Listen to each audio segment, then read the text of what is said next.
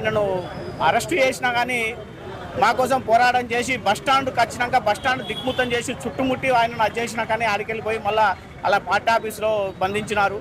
ఇలాంటి నాయకుడు మా కోసం కార్యం చేసినందుకు ఆయనకు మేము ఈ teacher MLC Karimnagar teacher MLC గెలిపించి ఆయనకు మేము గిఫ్ట్ ఇస్తామని టీచర్లు అంటున్నారు. మీరు ఇట్లా అంటారు. కేసీఆర్ ఏమంటుందంటే మన కాంగ్రెస్ వాళ్ళు ఒక పోల్ పెడితే ఆ పోల్లో 70% కేసీఆర్ కావాలని కోరుకుంటారు, 30% కాంగ్రెస్ అని అంటారు.